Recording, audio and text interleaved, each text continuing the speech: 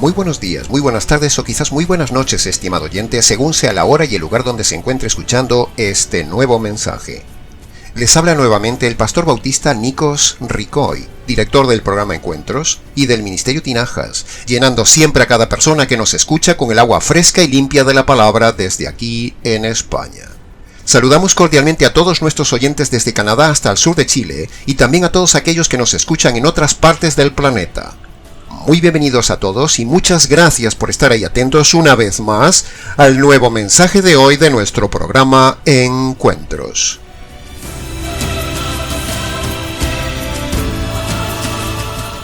Continuamos hoy, estimado oyente, con el ya octavo mensaje de este estudio que venimos desarrollando a lo largo de todo este magnífico capítulo 2 del libro de Efesios.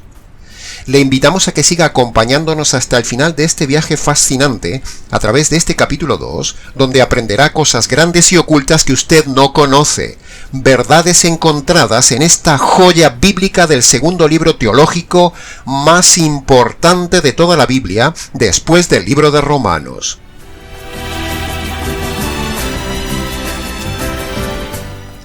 Así que, habiendo dicho esto, permítame entonces en poco más de 30 minutos sumergirme nuevamente con usted en las profundidades coralinas de esta preciosa parte de la palabra de Dios. Kai el ton ewen gelisato eirenen, himintois macrankai eirenen, tois engis.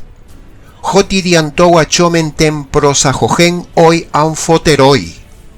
En geni neumati proston patera. No tema, estimado oyente. Usted ya sabe que no somos pentecostales. No estamos hablando en lenguas. No hablamos en palabras ridículas sin sentido, sino que lo que he dicho es simplemente el texto en griego, que en nuestra lengua española sería más o menos así. Vino y anunció el evangelio de paz a vosotros que estabais lejos, y paz a los que estaban cerca. Por él tenemos los unos y los otros unidad en el Espíritu y acceso al Padre.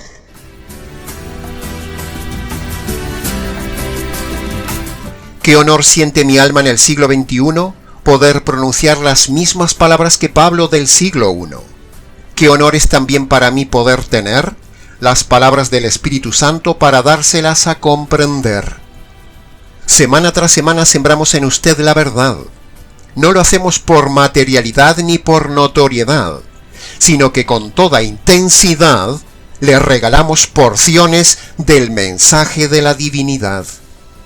Quiera el cielo que usted, estimado oyente, no sea como el vulgo de la gente, sino que hoy abra usted su alma y su mente para recibir el Evangelio vigente. Aunque parezca extraño, lo que haremos en el programa de hoy no es empezar el análisis expositivo por el versículo 17, que sería lo normal, sino que empezaremos el análisis por el verso 18, y el verso 17 lo dejaremos para el final, por la obvia razón de que en el verso 17 se menciona el Evangelio que expondremos a la audiencia para finalizar el programa.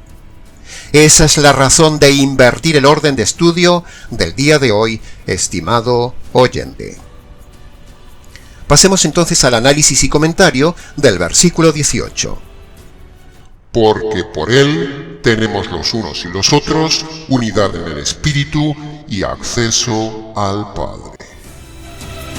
Entrando entonces de lleno en este pasaje, digamos que el que no vea aquí la Trinidad de forma inferencial es porque no quiere, porque es ciego o porque viendo no ven ni entienden, porque a poco que usted haga un análisis gramatical del texto, hasta un niño de escuela verá aquí tres sujetos perfectamente diferenciados en el pasaje: el Hijo, el Espíritu y el Padre.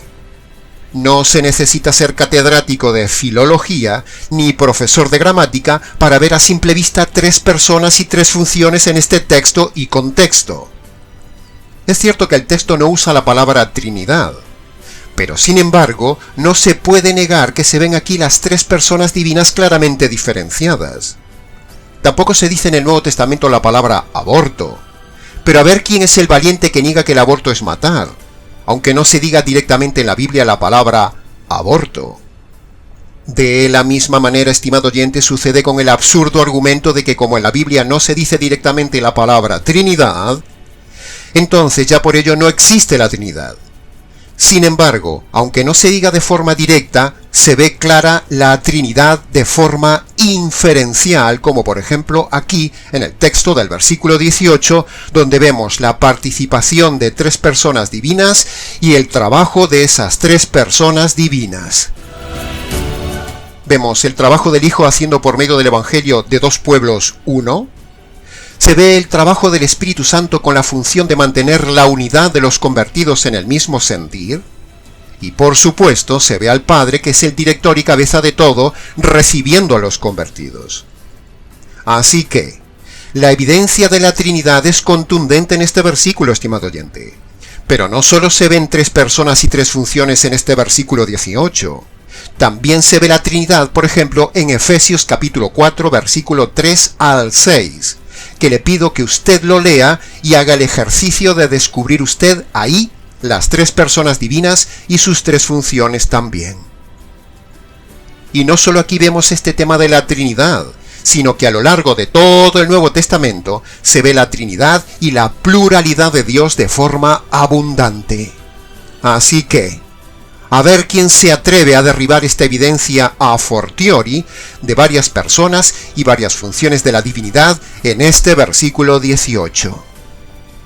Los unicitarios pueden decir lo que quieran, pero la evidencia lógica, la evidencia textual y la evidencia teológica derriban la falsedad unicitaria y muestran la contundente y necesaria doctrina de la pluralidad de Dios. Negar la pluralidad de Dios es ofender a Dios, es pecado. O dicho de otra manera, si usted está en una iglesia unicitaria, usted está ofendiendo al Trino Dios y le espera la condenación eterna. El unicitarismo es una herejía perversa, así que tenga cuidado, estimado oyente. Si usted está en una de esas falsas iglesias, por ejemplo, de solo Jesús, o llamadas unicitarias, entonces corra por su vida y escape de ahí, y haga caso de aquellas palabras que los mensajeros del cielo le dijeron a Lot. Escapa por tu vida, no mires atrás ni te detengas, escapa, no sea que perezcas allí. Génesis capítulo 19, versículo 17. Ya hemos demostrado en otros audios del canal la Trinidad divina y hemos demostrado que sin pluralidad divina, sin Trinidad divina, no puede haber salvación ni evangelio. Para más información del tema de la pluralidad de Dios y la mentira unicitaria, y para no hacer muy extenso el mensaje de hoy, le invitamos por favor, estimado oyente, que escuche nuestro audio del canal titulado Verdad Trinitaria y Mentira Unicitaria. Muchas gracias.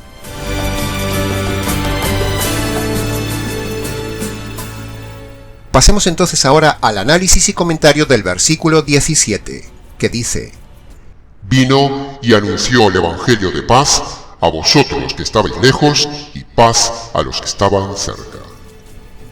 Como ya habíamos dicho al inicio, hemos dejado el versículo 17 deliberadamente para el final, invirtiendo el orden del análisis expositivo del programa de hoy, por evidente razón, y es que en este verso se habla del Evangelio. Así que, como siempre hacemos, era idóneo dejarlo para el final y exponer una vez más ante nuestra audiencia el verdadero Evangelio para que lo reciba, y para que tenga el modelo del verdadero Evangelio, para que lo compare con otros evangelios que hay por ahí.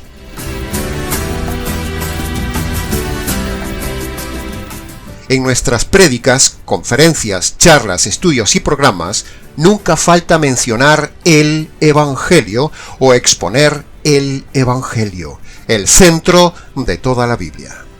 En cambio, los lobos pastores y las serpientes pastoras del día de hoy, primero, nunca explican detalladamente a su audiencia inconversa el Evangelio. Algunos ni siquiera mencionan en sus prédicas el Evangelio. Todo es motivación, moralidad, emocionalismo, música, danzas, cánticos, doctrina de su denominación, bendiciones, búsqueda de la prosperidad y milagros. pero no hay nada del Evangelio. Le invitamos a que haga la prueba, estimado oyente. Tome al azar en la red 10 prédicas de cualquier tema y de cualquier predicador o predicadora. Escúchelas y confirmará lo que le digo. En los lobos y en las serpientes no hay evangelio verdadero ni verdadero método de evangelismo. Todo es moralidad, religiosidad, emotividad, distracción y materialismo. Segundo, otro fallo terrible de los lobos predicadores y las serpientes del día de hoy es que ellos asumen que toda su audiencia son convertidos. Nosotros, por el contrario, asumimos que la grandísima mayoría de nuestra audiencia no son convertidos. Por eso siempre exponemos o mencionamos constantemente en nuestras prédicas el Evangelio o redirigimos todo tema hacia el Evangelio, el centro y cohesión de toda la Biblia. Así que, empecemos entonces el análisis expositivo de este verso 17, explicando brevemente la última parte del versículo antes de entrar de lleno, en unos pocos minutos más, en el análisis del Evangelio. Preguntamos, ¿a quién se refiere con eso de vosotros lejos y los otros cerca? Pues sencillo, estimado oyente. Recordad que Pablo estaba hablando a la iglesia de Éfeso formada por dos grupos, los judíos y los gentiles. A los gentiles es a los que se refiere con eso de estar lejos. Y no solo lo dice por estar lejos físicamente de la tierra de Israel, como en este caso los gentiles de la ciudad de Éfeso que estaban lejos de Israel, sino que también estaban lejos de las promesas, lejos de los pactos y lejos de todo lo espiritual en torno a la salvación, como ya habíamos dicho en su día en el estudio del versículo 12. Por lo tanto, y en resumen, ese vosotros los de lejos se refiere a los gentiles y ese los de cerca se refiere a los judíos, porque ellos, los judíos, siempre han tenido a mano, han tenido cerca todo lo relacionado con la salvación y el Mesías. Entonces, por decir así, en lenguaje popular, es como si dijéramos que los judíos lo tenían todo a mano. Aclarado esto, entremos entonces de lleno en la frase expositiva más importante del versículo 17, la frase más importante de todo el capítulo 2 y el tema más importante de este programa. Y la frase dice, vino a anunciar el Evangelio de paz. En la traducción Reina Valera del 60 y otras traducciones, aunque afortunadamente no en todas, la Reina Valera traduce ahí imperfectamente buenas nuevas, pero el texto griego no habla de buenas nuevas en plural, como si fueran varias noticias, no, sino que el texto griego habla en singular, habla de anunciar el Evangelio, como puede ver usted claramente en la lámina del vídeo. El Evangelio es una palabra singular, por lo tanto, es un error llamarlo buenas nuevas o buenas noticias en plural. La traducción de buenas noticias es bien intencionada, pero es errada. El Evangelio no son varias noticias como ya hemos dicho muchas veces en el canal, sino que el Evangelio es una palabra griega en singular que significa una sola buena noticia, no varias noticias buenas, hablando en plural, no. Cuando algún predicador le diga que el Evangelio son las buenas noticias, usted verá ahí a un predicador doblemente ignorante. Por un lado, por su ignorancia gramatical del léxico griego. Y en segundo lugar, es ignorante por decirle de forma plural son las buenas noticias. Lo dicen en general, pero no le explican concretamente cuáles son esas buenas noticias. Precisamente hoy, estimado oyente, usted verá cuál es esa única y maravillosa buena noticia concreta para usted. Y también verá cómo se debe exponer esa buena noticia y así usted pueda recibir la verdad y comparar lo que enseñamos en este ministerio comparado con cualquier predicador moderno del día de hoy, bien sea en su iglesia o bien sea en la red, y así usted verá cuánto engañado hay por ahí predicando lo que no es el Evangelio. Hoy llaman Evangelio a cualquier cosa. O incluso, si mencionan la palabra Evangelio en sus prédicas, lo dicen de una forma muy general, sin conocer realmente la profundidad teológica del glorioso Evangelio, ni tampoco desarrollarlo. Así que, preste mucha atención, estimado oyente, en los siguientes minutos a la verdadera exposición del mensaje de salvación por medio del glorioso Evangelio.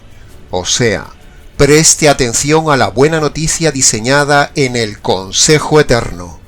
Evangelio que probablemente usted nunca haya oído en su vida. Lo haremos en varios puntos y lo pondremos en pantalla para que a usted le sea más fácil seguirnos y entenderlo. Punto número 1. La Biblia presenta el plan de salvación para el hombre como un tema jurídico. Sí, ha oído bien. No se extrañe como se extrañan muchos cuando decimos esto, que se llevan las manos a la cabeza. La Biblia lo presenta así, de forma jurídica, sencillamente porque la salvación tiene los mismos elementos jurídicos básicos que vemos en una corte de justicia. Detenga el vídeo y vea los elementos jurídicos en la lámina del vídeo.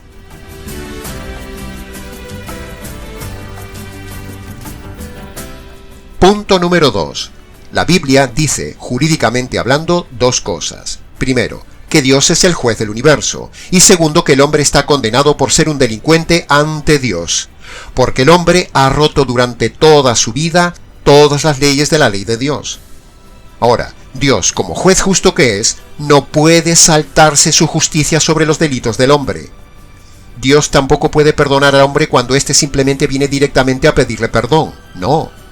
Dios no puede hacer eso, porque si lo hiciera, se convertiría en un juez injusto.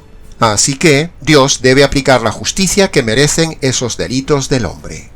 Así de radical, así de serio, así de grave para el hombre. Punto número 3. Como ya hemos dicho, los pecados demandan justicia. Entonces, ¿hay posibilidad de librarse de que le caiga a uno esa justicia eterna? O dicho de otra manera, ¿cómo librarse de esta situación de condenación y de esta justicia divina eterna? Punto número 4. Si Dios le aplicara esa justicia que merece el hombre con el primer pecado que comete el hombre, entonces zas, lo mataría y el hombre se quedaría sin salvación, sin perdón, sin esperanza, y Dios lo enviaría a la cárcel eterna como se merece, igual que lo hizo con los diablos. Pero Dios, en su paciencia y en su gracia, no aplica inmediatamente la justicia sobre el hombre, sino que le da tiempo para que el hombre conozca el Evangelio y así pueda salvarse. Punto número 5. Por lo tanto, para que Dios pueda perdonar al hombre, pero sin saltarse su justicia, y seguir siendo un Dios justo, entonces el Dios Trino, entre los tres, diseñan un plan para poder hacer esas dos cosas: perdonar al hombre y, por otro lado, no saltarse la justicia divina al perdonar al hombre.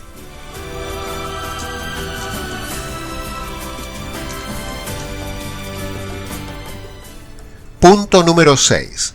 Ese plan de salvación donde se pueda perdonar al hombre y a la vez Dios satisfaga su justicia para que Dios siga siendo juez justo, bíblicamente hablando se llama el Evangelio, o dicho en otras palabras, la buena noticia.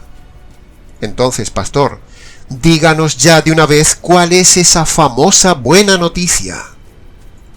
Estimado oyente, la buena noticia, de forma concreta, es esta. La justicia divina que merece el hombre delincuente por sus delitos, por sus pecados, por sus injusticias, esa justicia cayó sobre un hombre inocente. Esa justicia cayó sobre el Señor Jesús en la cruz, para que esa justicia no caiga sobre el hombre delincuente. ¿Lo ha entendido, estimado oyente? Se lo voy a repetir. La justicia divina que merece el hombre delincuente por sus delitos, esa justicia cayó sobre un hombre inocente. Esa justicia cayó sobre el Señor Jesús para que no caiga sobre el hombre delincuente. ¿Se ha dado cuenta cuántas veces he repetido con énfasis la palabra justicia? Esa es la buena noticia. Esa es la buena noticia. Esa es la buena noticia que probablemente usted nunca haya escuchado, estimado oyente. La justicia que usted merece por sus injusticias le cayó al Señor Jesús en la cruz, cuando el Padre y el Espíritu Santo descargan su ira y su justicia divina sobre el Hijo, lo ejecutan y lo matan, para no hacerlo sobre usted el día del juicio. Esto es el Evangelio. Ve qué sencillo es, y que esto que le hemos dicho hoy en varios puntos no tiene nada que ver con lo que le han enseñado por ahí en la mayoría de las iglesias falsas del día de hoy. ¿Se ha dado cuenta? Le repito con gusto una vez más la buena noticia. En la cruz, el Padre descarga su ira y su justicia sobre su Hijo por causa de sus injusticias, estimado oyente. La justicia divina que merece recibir el hombre por sus delitos cometidos en su vida, o sea usted, cayó sobre el Señor Jesús para que no caiga sobre el hombre delincuente, o sea usted.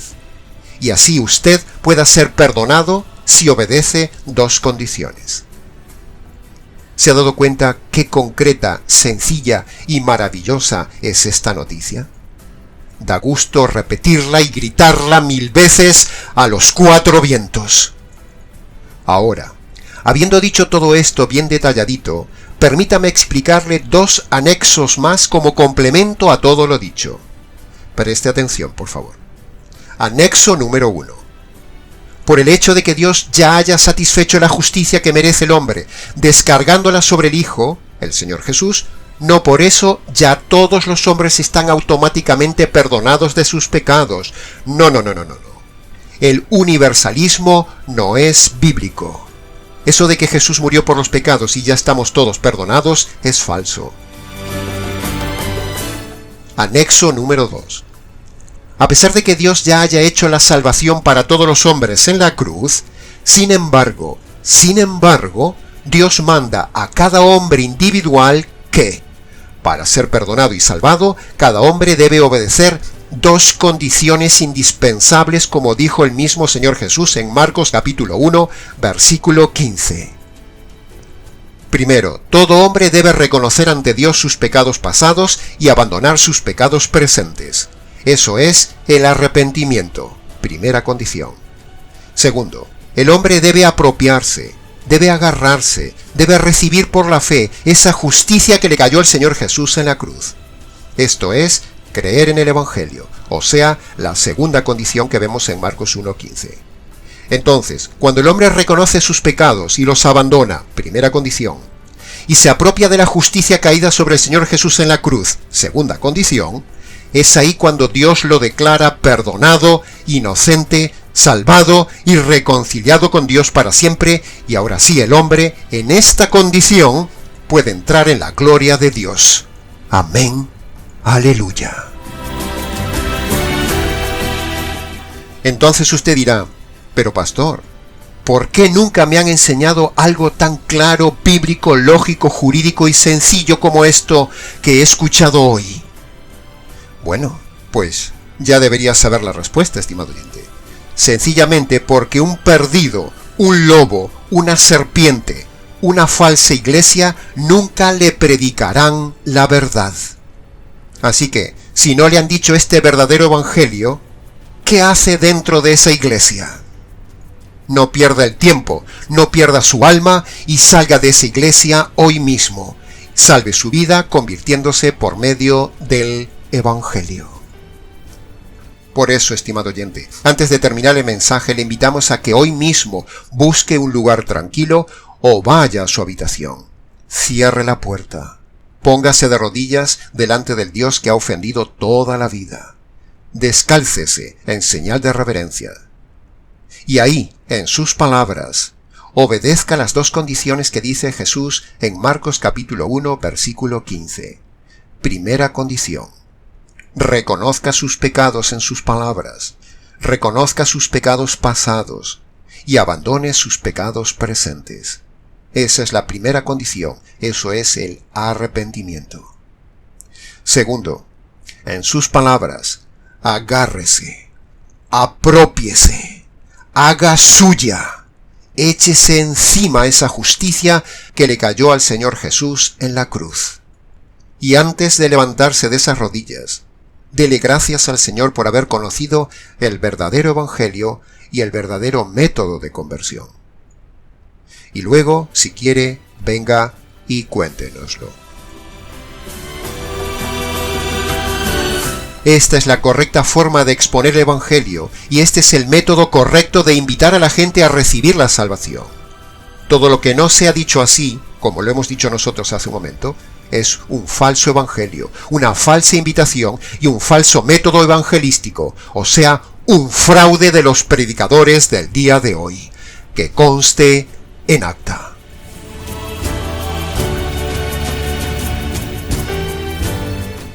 Ahora, compare esta exposición correcta del evangelio jurídico que ha oído con lo que predican los lobos y las serpientes que usted puede ver por ahí. Haga el esfuerzo, se lo ruego. Busque su predicador favorito. Elija al azar cualquier predicador o busque un predicador famoso de la red.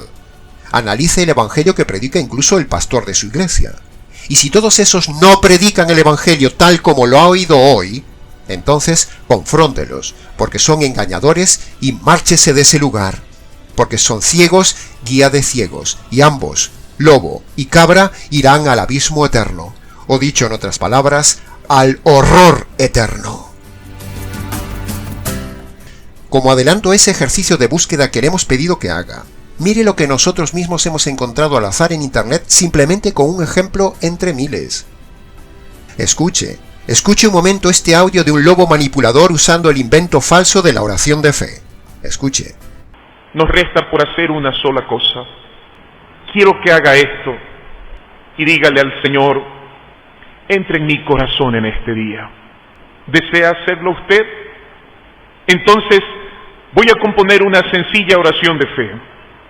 Y quiero que mientras yo la hago, allí usted donde está sentado la haga conmigo. Repita con todo su corazón, en quietud y reverencia inclinemos nuestras cabezas para orar y hablar con Dios. Oremos.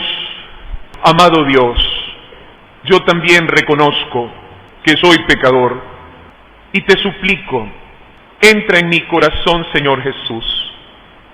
Gracias, Jesús, por tu muerte en la cruz. Si usted ha hecho esta oración conmigo y la ha hecho de todo corazón y la ha hecho muy suya, quiero felicitarle por hacer una decisión valiente e importante en su vida. Entonces quiero rogarle que allí donde usted está, levante su mano derecha así como yo lo hago. Levante su mano en alto. Dios le bendiga, Dios le bendiga. ¿Hay alguien más? Dios le bendiga. Venga aquí adelante, por favor. Cristo le ama. ¿Se ha dado cuenta de lo que decimos, estimado oyente? ¿Le resulta familiar lo que ha oído de este hombre? Pues todo esto que ha oído es falso. Argumento número 1. Jesús nunca predicó este método de la oración de fe. Argumento número 2. Nunca vemos a los apóstoles predicar este método de oración de fe en todo el libro de los Hechos. Nunca. Argumento número 3. Nunca vemos en todo el Nuevo Testamento que se enseñe este método de evangelismo de repetir una oración de fe. Nunca. Argumento número 4. Nunca vemos que Pablo aconseje a Timoteo, a Tito o a cualquiera de sus ayudantes en el ministerio a que apliquen este método americano de la falsa oración de fe para la conversión. Nunca. Conclusión: este hombre, como miles de predicadores más, está engañado y está engañando a las personas, tal como dice 2 de Timoteo capítulo 3, versículo 1, versículo 5 y versículo 13. En los últimos días vendrán tiempos peligrosos donde habrá hombres con apariencia de piedad, pero en realidad están lejos de ella. Apártate de ellos. Hombres malvados y embaucadores que irán de mal en peor, engañando y siendo engañados. Este versículo encaja perfectamente con este errado predicador que hemos escuchado y con los miles y miles que, como él, engañan a la gente con eso de repetir la oración de fe. Y si usted ha caído en el engaño de repetir una oración de fe, entonces sepa que usted aún no se ha convertido, aún sigue perdido. Este pasaje del verso 17 nos ha brindado hoy, una vez más, primero, la oportunidad de enseñarle la verdadera forma de exposición del plan de salvación jurídico. Segundo, nos ha permitido mostrarle concretamente la buena noticia. Y tercero, nos ha permitido mostrarle el verdadero método de invitar a las personas a la conversión. Todo lo dicho hoy ha sido un auténtico mensaje completo para usted, estimado oyente. Aprovéchelo. Y para terminar, mire lo que dice el Señor en 2 de Corintios capítulo 6, versículo 17 a propósito de este tema. Salid de en medio de ellos, y apartaos de ellos, dice el Señor. Despojaos de lo inmundo, y yo os recibiré. Y en Apocalipsis capítulo 18, versículo 4 dice: Oí una voz del cielo que decía: Salid de ahí, pueblo mío, para que no seáis cómplices de sus pecados, ni recibáis parte de sus castigos.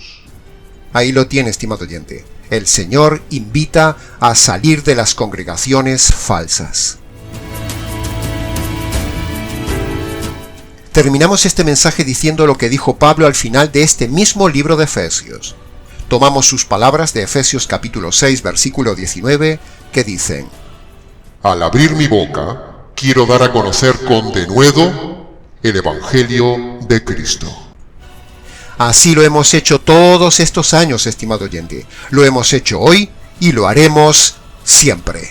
Que conste en acta.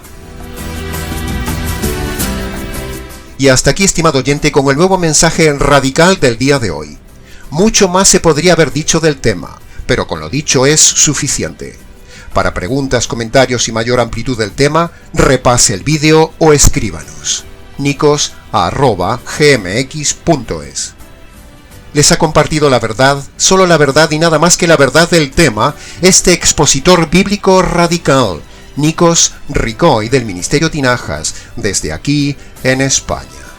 Será entonces con el gusto de siempre hasta nuestro próximo programa Encuentros.